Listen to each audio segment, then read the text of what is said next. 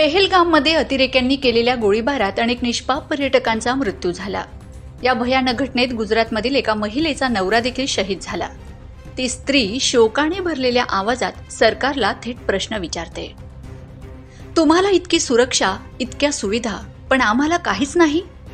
आम्ही सुट्टीला आलो होतो, इथे मृत्यू घ्यायला नाही। सामान्य माणूस काय फक्त मरण्यासाठीच राहिलाय का?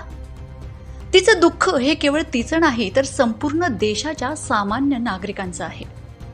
कारण हा सामान्य माणूसच दर महिन्याला आपला टॅक्स भरतो आणि त्याच टॅक्समधून सरकारला संरक्षण, सुविधा, सत्तेचं वैभव मिळतं।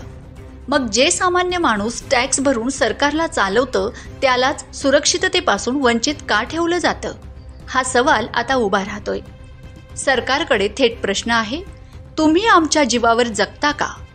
सामान्य माणसाला जीव मुठीत धरून जगावं लागतं आणि त्याच्या सुरक्षा जबाबदारीचं उत्तरदायित्व कोणाचं? મને પાછો આપો મારે બીજું કઈ ન જોઈએ। આજ પછી કોઈ દિવસ કોઈ વોટ જ નહીં કરતા। જો આપણી ગવર્મેન્ટને પોતાની સુવિધા રાખવી છે, તમારા પાછળ કેટલા વીઆઈપી હોય છે, કેટલી ગાડીઓ હોય છે, તમારો જીવ જીવ છે। આ ટેક્સ પે કરે છે એનો જીવ જીવ નથી। આ છોકરાઓનું શું, આનું ભવિષ્ય શું? આને ડોક્ટર બનાવી છે, આને એન્જિનિયર બનાવો છો, હું કઈ રીતે બનાવીશ? નહીં, મને ન્યાય જોઈએ। મારા છોકરાનું ફ્યુચર ખરાબ ન થવું જોઈએ।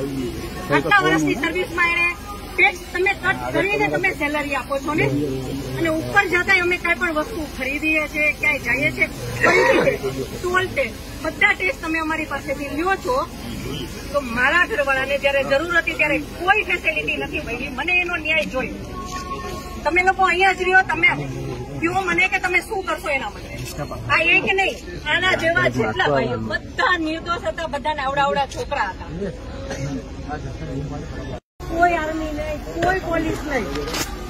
જયારે મોટા મોટા નેતા આવે, કોઈ વીઆઈપી માટે પાછળ કેટલી ગાડી, ઉપર હેલિકોપ્ટર, શેનાથી હાલે છે? ટેક્સ પે કરે છે એના ઉપર નથી। વીઆઈપી માટે જે સર્વિસ છે એ આ લોકો માટે કેમ નથી?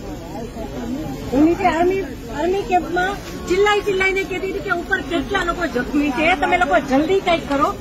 અમે ઉપરથી પડતા આખડતા નીચે ઉતરાતી હજી ઉપર કોઈ ફેસિલિટી ગઈ નહોતી। ઉપર આટલું બધું થઈ ગયું હતું, નીચે આર્મીને ખબર કેમ ન પડી કે ઉપર આ થઈ ગયું છે? આતંકવાદી અમારી સામે આવીને ગોળી મારી જાય છે, હિન્દુ મુસલમાનને અલગ કરીને હિન્દુના બધા ભાઈઓને ગોળી મારી છે। તો આપણી આર્મી કરે છે શું?